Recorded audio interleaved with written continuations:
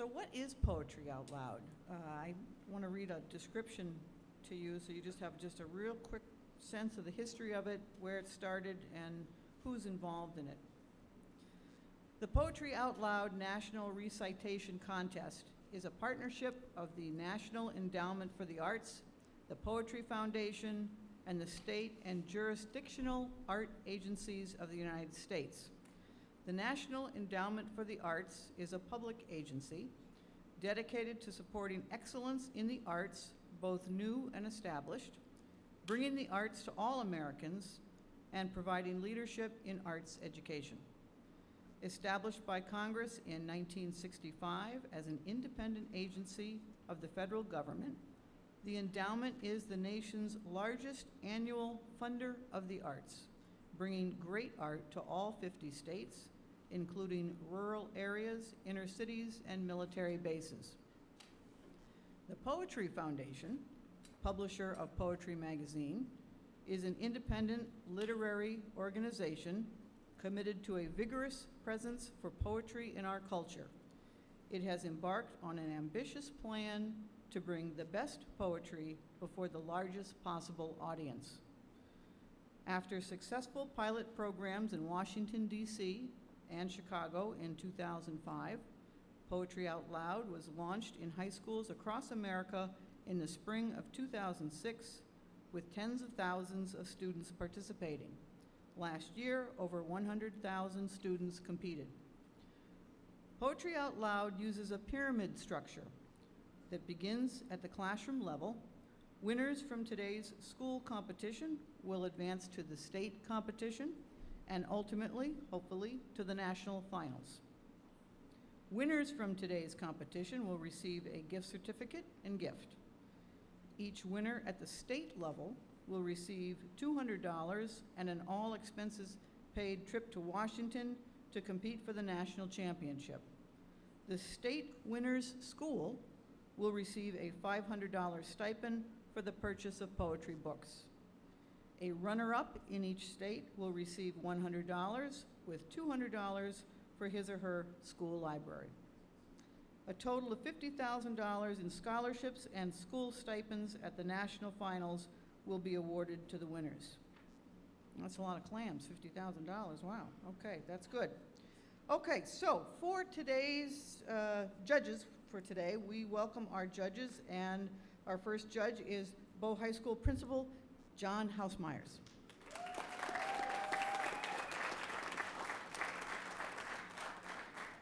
Next, we welcome Palace Theater CEO Peter Ramsey.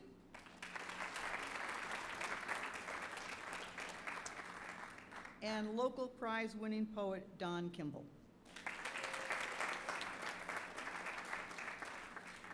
Judging is a tough business. When you start hearing how good these guys are, it's tough to make a decision. Our accuracy judge today will be Bow High School's English instructor, our Dean of Humanities, Mrs. Jackie Coe.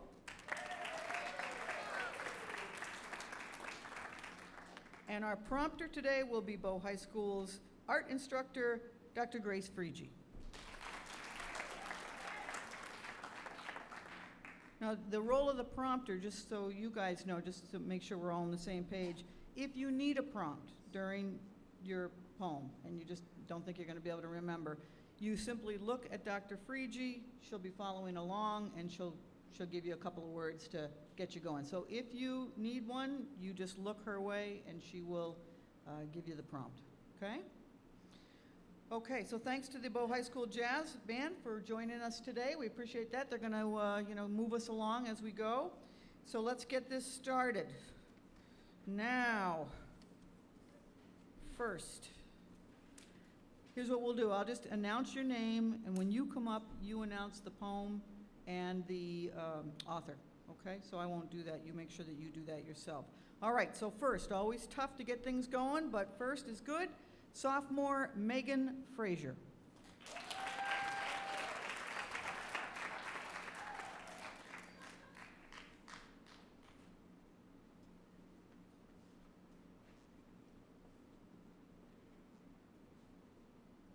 Agoraphobia by Linda Paston. Imagine waking to a scene of snow so new, not even memories of other snow can mar its silken surface. What other innocence is quite like this, and who can blame me for refusing to violate such whiteness with the booted cruelty of tracks? Though I cannot leave this house, I have memorized the view from every window. 23 framed landscapes, containing each nuance of weather and light. I know the measure of every room, not as a prisoner pacing a cell, but as an embryo knows the walls of the womb, free to swim as its body tells it, to nudge the softly fleshed walls, dreading only the moment of contraction when it will be pushed into the gaudy world. Sometimes I travel as far as the last stone of the path, but each step, as in the children's story, pricks that tender place on the bottom of the foot, and like an ebbing tide with all the obsession of the moon behind it, I am dragged back. I have noticed in windy fall how leaves are torn from trees, each leaf waving goodbye to the oak or poplar that housed it, how the moon, pinned to the very center of the window, is like a moth wanting only to break in. What I mean is, this house follows all the laws of lintel and ridgepole, obeys the commandments of broom and of needle, custom and grace. It is not fear that holds me here, but passion and the uncrossable mote of moonlight outside the bolted doors.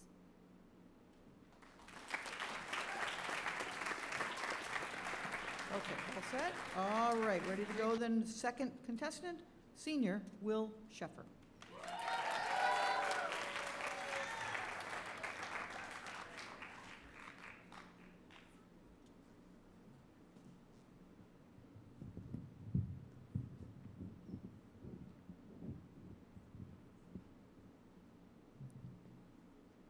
A Supermarket in California by Allen Ginsberg.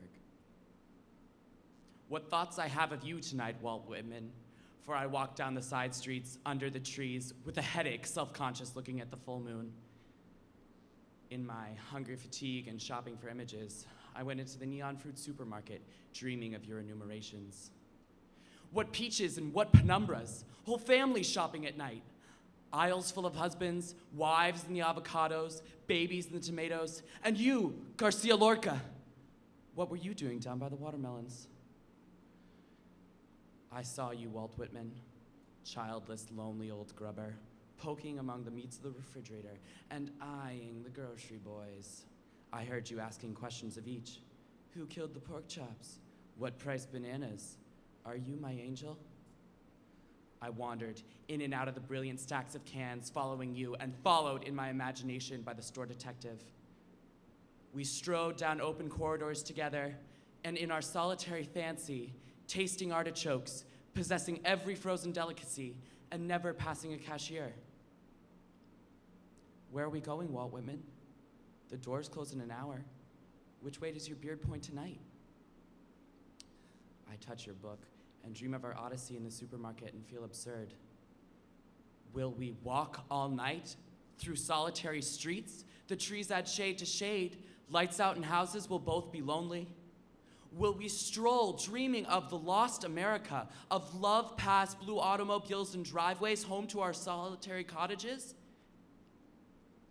Ah, dear father, graybeard, lonely old courage teacher, what America did you have when Sharon quit pulling his ferry and you got out on a smoking bank and watched the boat disappear on the black waters of the Lethe?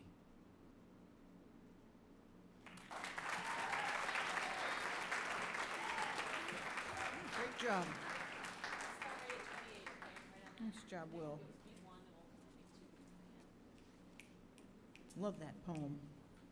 Who killed the pork chop?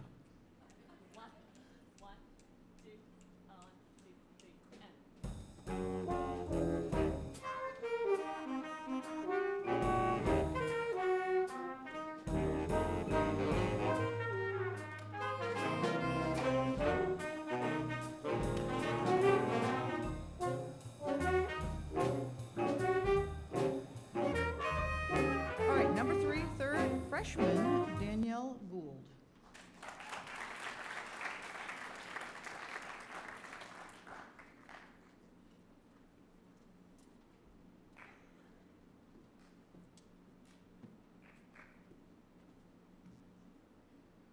Saturday's Child by Conti Cohen. Some are teeth on a silver spoon with the stars strung for a rattle. I cut my teeth as a black raccoon for implements of battle. Some are swaddled in silk and down and heralded by a star. They swathed my limbs in a sackcloth gown on a night that was black as tar. For some, godfather and goddame, the opulent fairies be. Dame Poverty gave me my name, and pain godfathered me. For I was born on Saturday, bedtime for planting a seed was all my father had to say, and one more mouth to feed. Death cut the strings that gave me life and handed me to sorrow, the only kind of middle wife my folks could beg or borrow. Nice. Good job.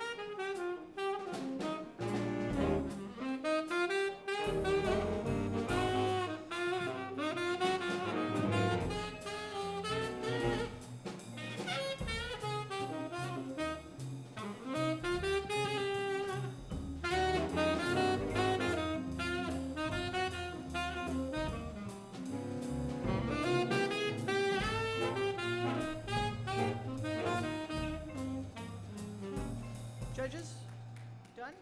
All set? Somebody give me the high sign down there when you're done, okay? Okay, thank you. All right, moving right along here, our fourth contestant, senior Gillian Boary.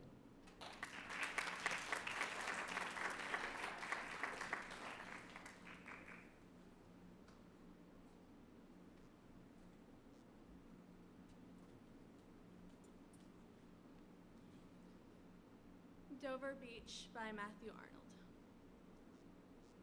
The sea is calm tonight. The tide is full. The moon lies fair upon the straits. On the French coast the light gleams and is gone. The cliffs of England stand glimmering and vast out in the tranquil bay. Come to the window. Sweet is the night air.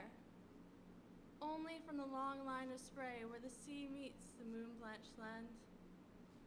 Listen.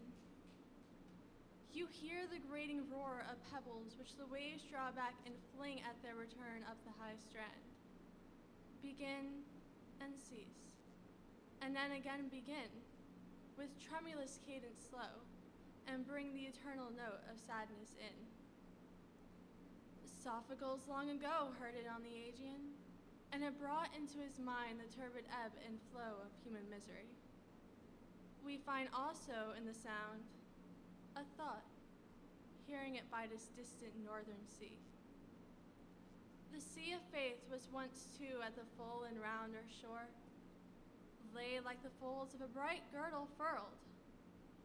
But now I only hear its melancholy long withdrawing roar, retreating to the breath of the night wind, down the vast edges drear and naked shingles of the world.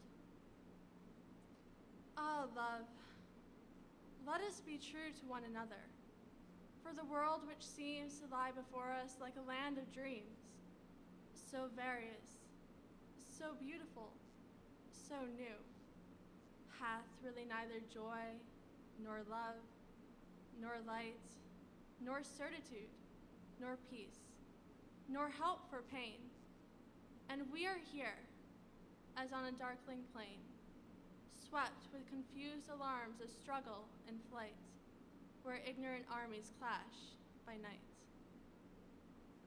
Okay, fifth, another freshman. And by the way, we have 8 freshmen in this competition today. For you, that's great. So, fifth, freshman Elizabeth Hall.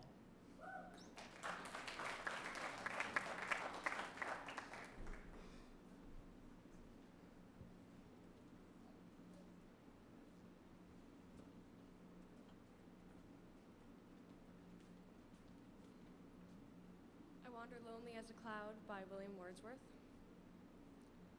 I wandered lonely as a cloud that floats on high or veils in hills, when all at once I saw a crowd, a host of golden daffodils, beside the lake, beneath the trees, fluttering and dancing in the breeze. Continuous as the stars that shine and twinkle on the Milky Way, they stretched in never-ending line along the margin of the bay. 10,000 saw I at a glance, tossing their heads in sprightly dance. The waves beside them danced, but they outdid the sparkling waves in glee. A poet could not be but gay in such a jocund company. I gazed and gazed, but little thought what wealth the show to me had brought. For oft, when on my couch I lie, in vacant or in pensive mood, they flash upon that inward eye, that is the bliss of solitude. And then my heart with pleasure fills and dances the daffodils. Okay, everybody's pretty settled? All right, moving on. And we will, just so you know, after the 10th student poet performs, we'll have just a quick 5-minute break if you need to stretch or whatever. So we're about halfway there. Okay, moving on now to our 6th contestant, junior, Chelsea Bailey.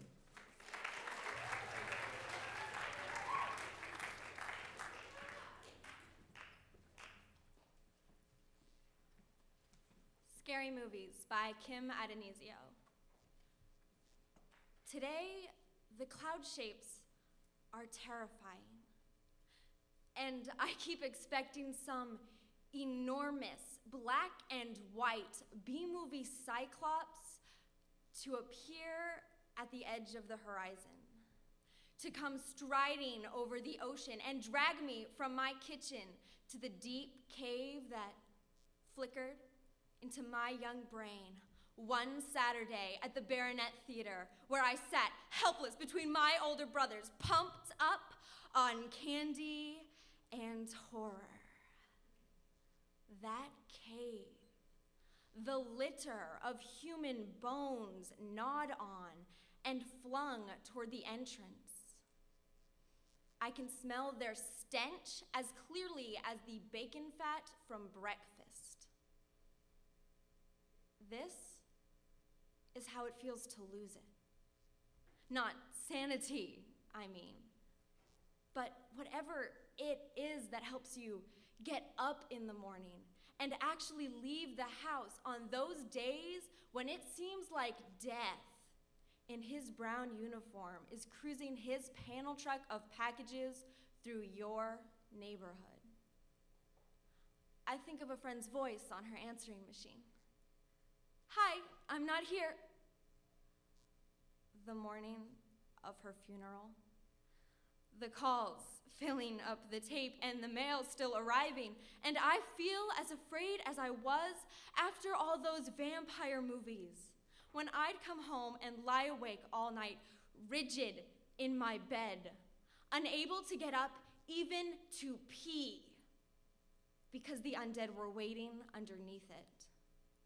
If I so much as stuck a bare foot out there in the unprotected air, they'd grab me by the ankle and pull me under. And my parents said there was nothing there. When I was older, I would know better.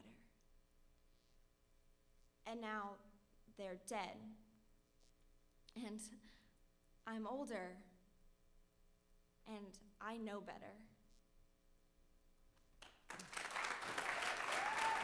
Nice job. 1, 2, 3, and.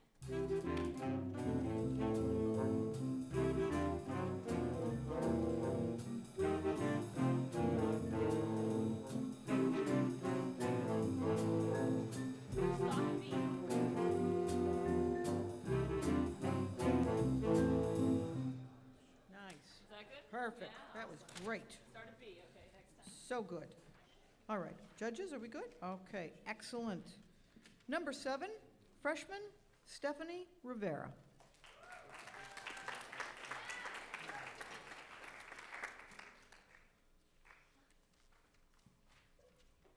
We'll get 'em freshman.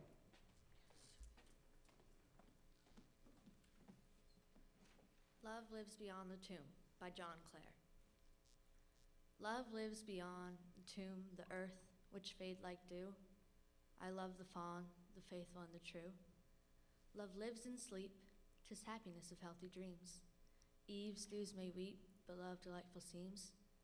'Tis seen in flowers and in the even's pearly dew, on earth's green hours and in the heaven's eternal blue.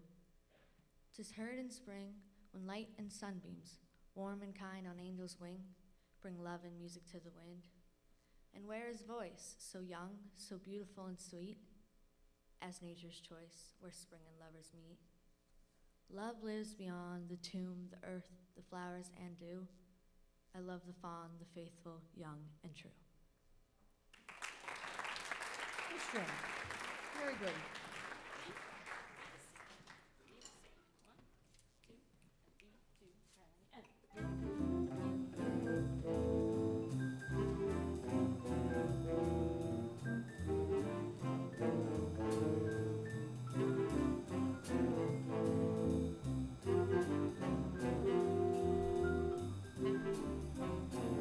Number 8, sophomore Nisha Nike.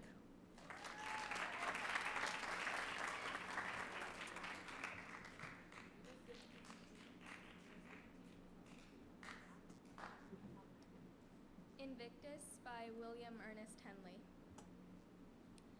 Out of the night that covers me, black as the pit from pole to pole, I thank whatever gods may be for my unconquerable soul. In the fell clutch of circumstance, I have not winced nor cried aloud. Under the bludgeonings of chance, my head is bloody but unbowed. In this place of wrath and tears looms but the horror of the shade, and yet the menace of the years finds and shall find me unafraid. It matters not how strait the gate, how charged with punishments the scroll. I am the master of my fate. I am the captain of my soul. Good job. Oh, these kids are so good. 1, 2, 1, 2, 3,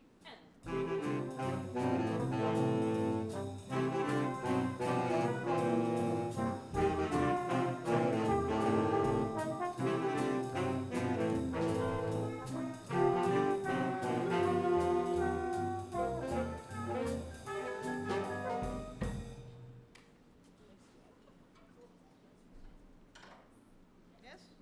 Okay, excellent. 2 more and then we'll have just a quick 5-minute break. Coming up, number 9, another freshman, Tim Bradley.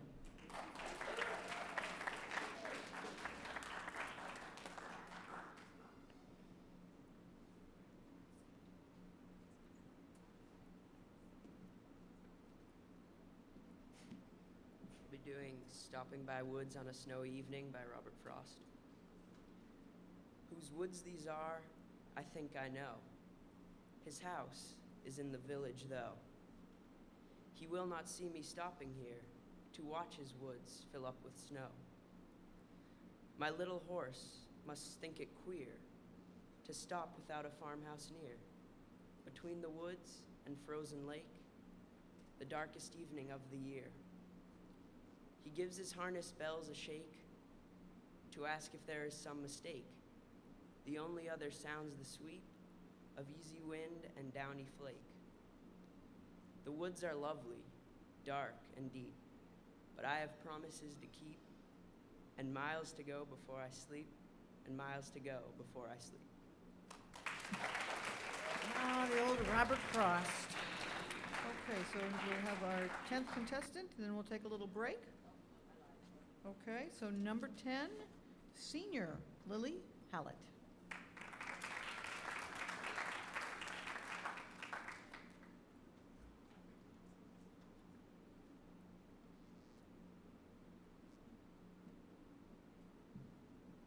Preludes by T.S. Eliot.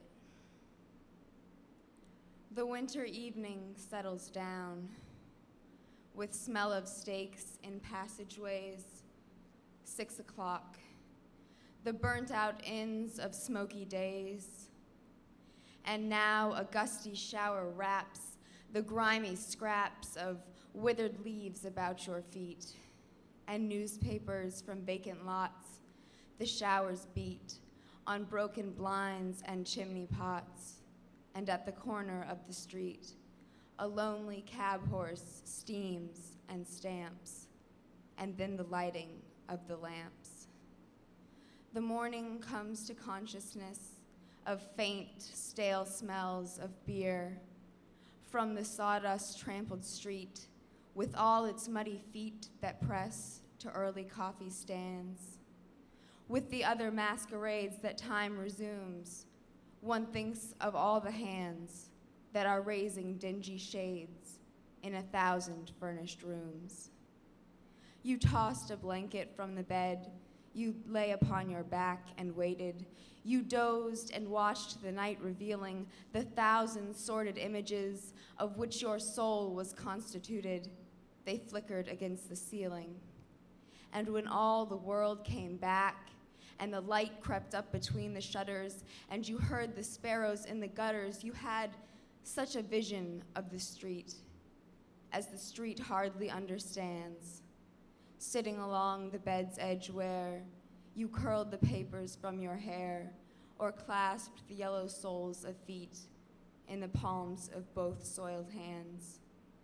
His soul stretched tight across the skies that fade behind a city block or trampled by insistent feet at 4 and 5 and 6 o'clock, and short square fingers stuffing pipes and evening newspapers and eyes assured of certain certainties, the conscience of a blackened street, impatient to assume the world. I am moved by fancies that are curled around these images and cling. The notion of some infinitely gentle, infinitely suffering thing. Wipe your hand across your mouth and laugh. The worlds revolve like ancient women, gathering fuel in vacant lots. Great job.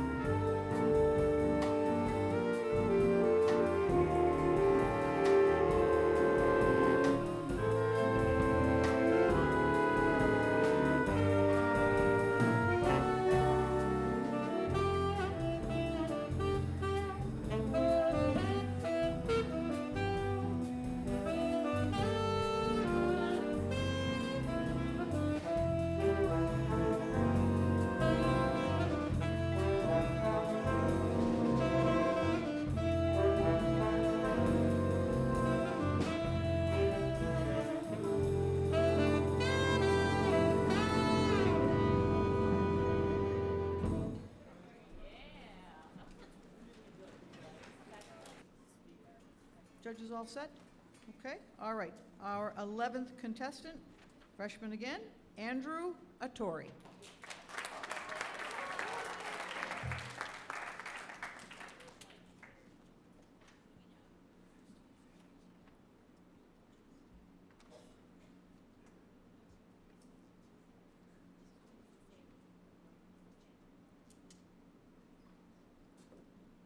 The Road Not Taken by Robert Frost. Two roads diverged in a yellow wood, and sorry I could not travel both, and be one traveler. Long I stood, and looked down one as far as I could, to where it bent in the undergrowth. Then took the other, as just as fair, and having perhaps the better claim, because it was grassy and wanted wear. Though as for that, the passing there had worn them really about the same. And both that morning equally lay, in leaves no steps had trodden black. I kept the first for another day, yet knowing how way leads on to way, I doubted if I should ever come back.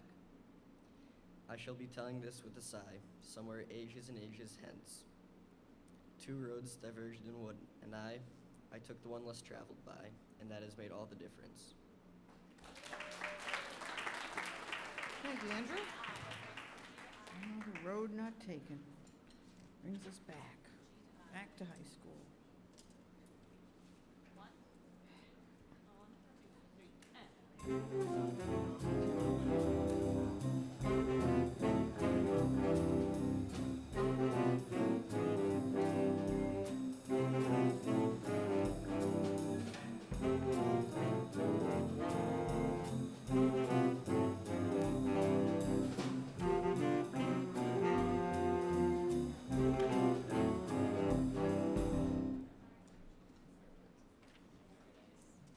Nice job, Jazz Band. All right, moving right along here with our 12th contestant, junior Emily Jenkins.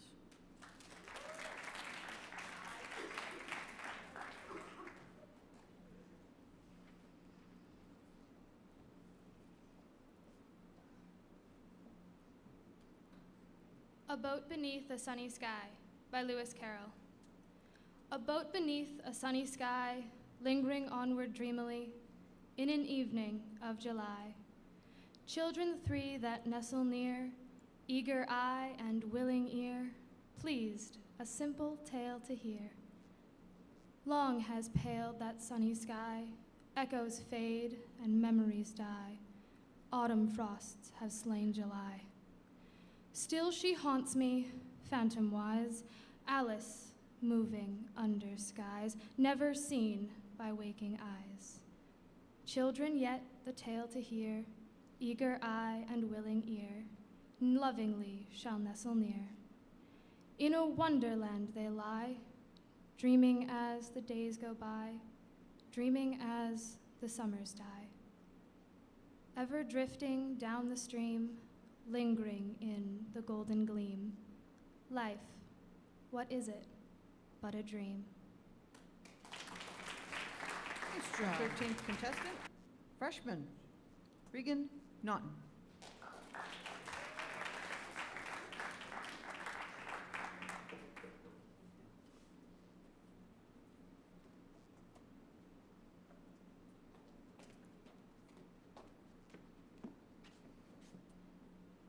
Hope is a Thing with Feathers by Emily Dickinson. Hope is a thing with feathers that perches in the soul and sings a tune without the words and never stops at all. And sweetest in the gale is heard, and sore must be the storm that could have bashed the little bird that kept so many warm. I've heard it in the chillest land, on the strangest sea, yet never in extremity they asked a crumb of me. Excellent. Very good. You have your own fan club up there cheering for you. That's pretty good. 2, 1, 2, and.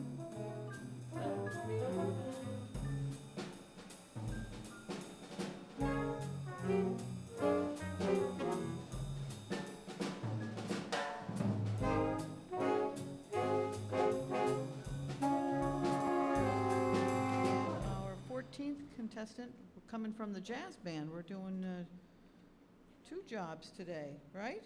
Okay, so our 14th contestant, junior, Cameron Duncan.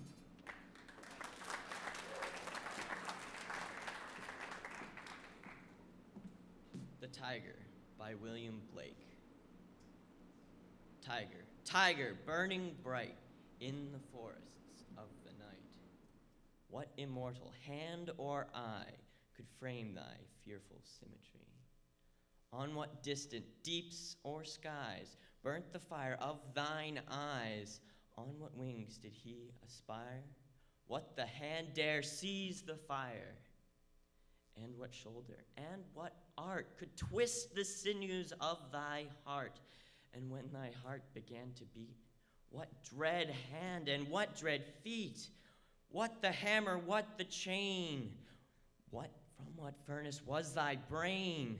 What the anvil, what dread clasp? Dare its deadly terrors clasp? When the stars threw down their spears and watered heaven with their tears, did he smile his work to see? Did he who made the lamb make thee? Tiger, tiger, burning bright in the forests of the night, what immortal hand or eye dare frame thy fearful symmetry? Nicely done.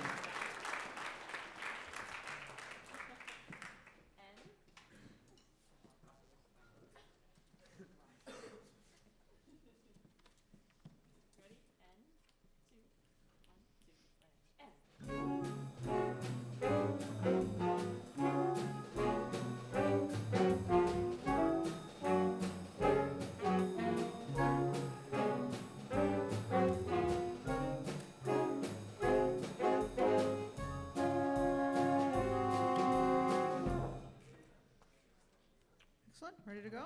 Okay. Okay. Moving on to number 15.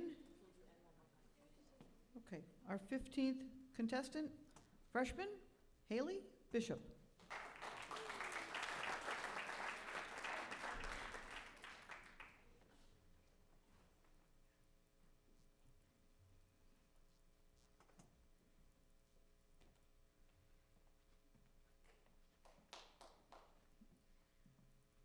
I'm really short.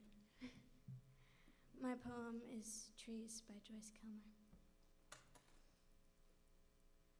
I think that I shall never see a poem lovely as a tree whose hungry mouth is pressed against the earth's blowing breast, a tree who looks at God all day and lifts her leafy arms to bread, a tree who may in summer wear a nest of robins in her hair,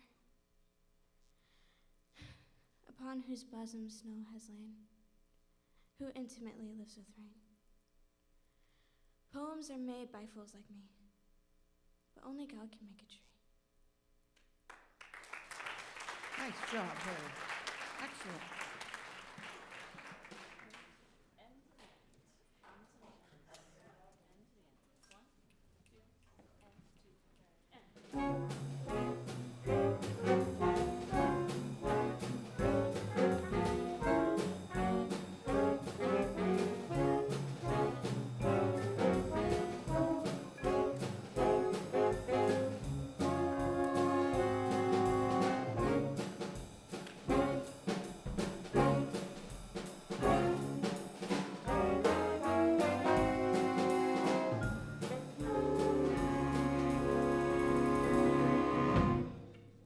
Number 16, freshman, Kristen Bresson.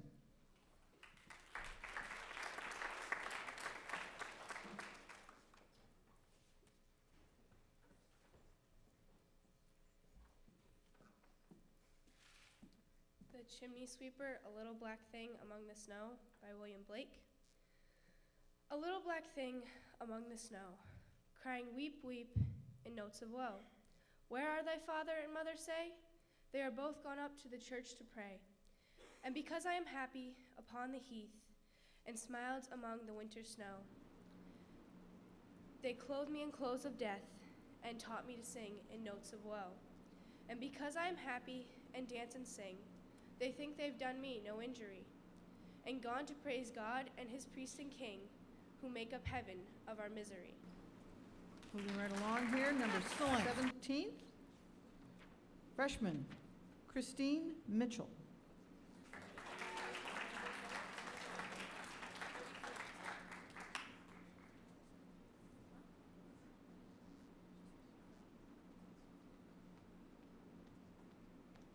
Hi, I'm doing Stopping by Woods on a Snowy Evening by Robert Frost. Whose woods these are? I think I know. His house is in the village, though.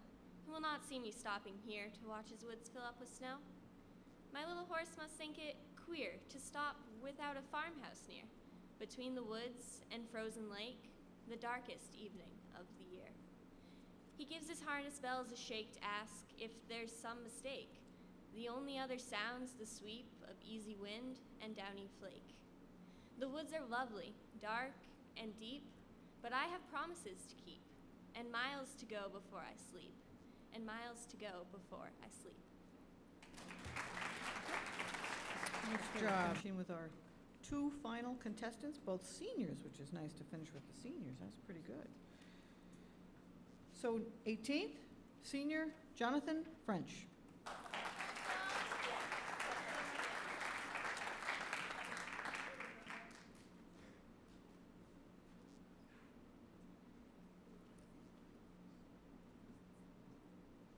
A satirical elegy on the death of a late and famous general by Jonathan Swift.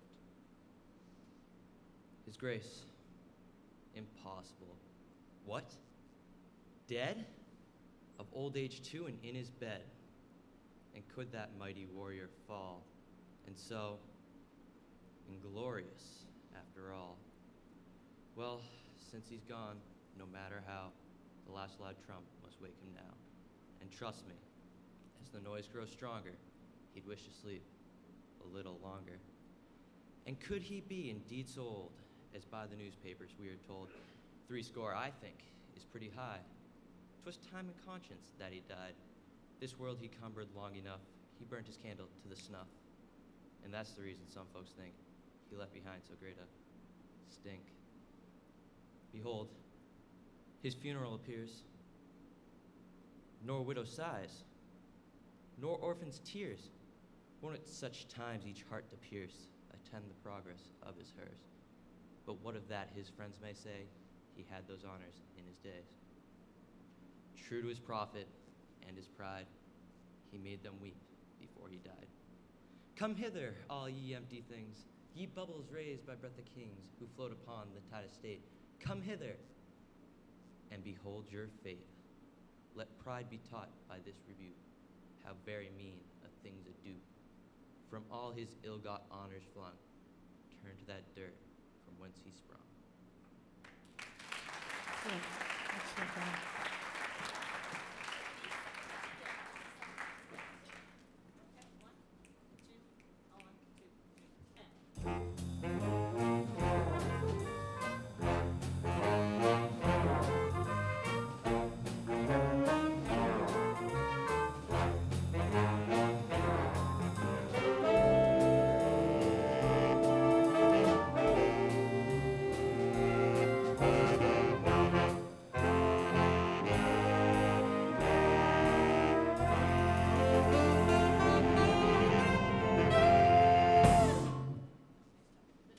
Thanks, Jazz Band. Sound great. Thank you. Okay, our final contestant, 19th, senior Olivia Burgin.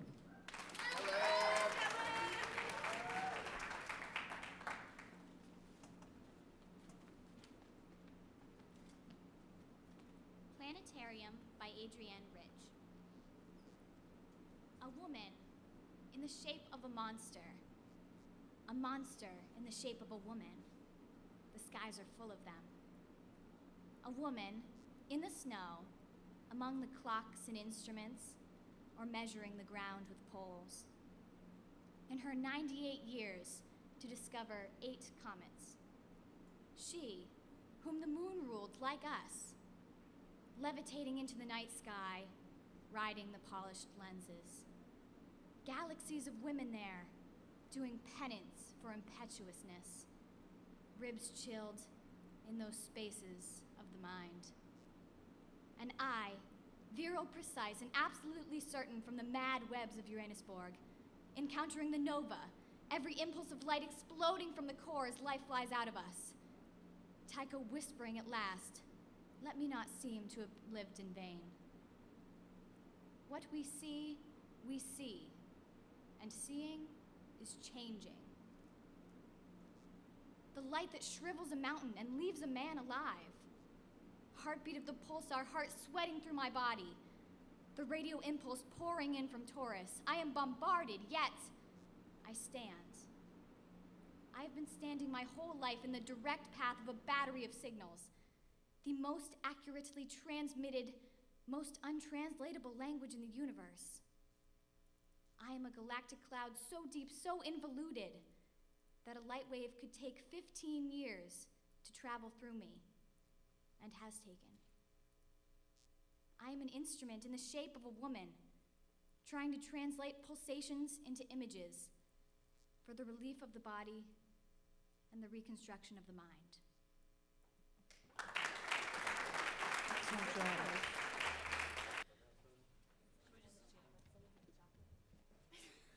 I can read a little poem. Yeah, I was gonna say, do you want to just? Sure, I have a poem prepared. Okay, cool, great, I do. excellent. I haven't memorized it, but I'll read it. It's called "The Turkey Shot Out of the Oven." This is my big opportunity. Let me just read one stanza. The turkey shot out of the oven and rocketed into the air. It knocked every plate off the table and partly demolished a chair. Okay, that's enough.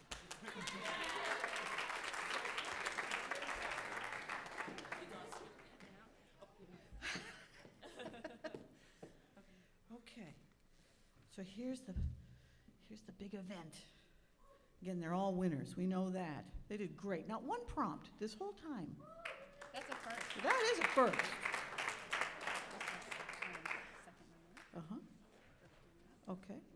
And will you hand out the prizes if I announce them? Okay.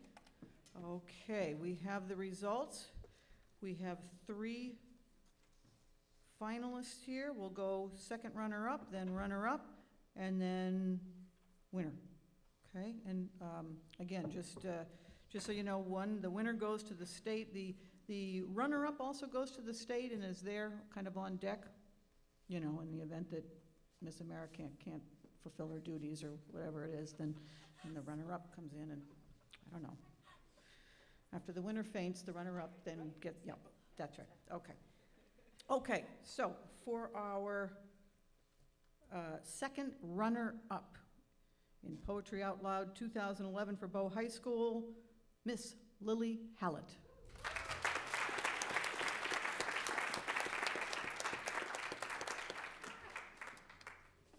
Here she comes. A great job. Yeah, absolutely. Excellent job. Nicely done, Lily. Thank you. Yeah. Mm-hmm. Okay, and again, very important, in case Miss America can't, you know, uphold. It has happened. That's right. Must be prepared. Are you busy that night? Who? Oh, with the turkey. In case the turkey thing? Yeah, you know, I could be third on deck, maybe. Okay, that's right. Our first runner-up, Senior Olivia Burgin.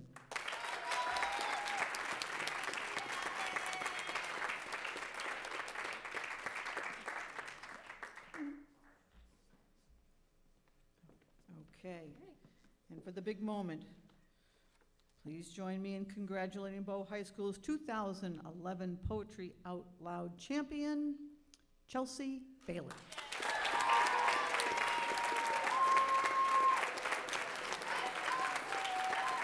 Woo-hoo. Excellent job, excellent. These 3, great job. All the kids, great job. Thanks to our judges, our prompter, our scorer, Dr. Namey, right? Yes. And thanks to Joy Dustin, who puts this on, year after year flawlessly. Thank you so much. And thanks for coming. And the jazz band. Don't forget the jazz band. Give it up for the jazz band. Thanks, folks. All you kids out there off to period 3. Yes, I know. Go to class.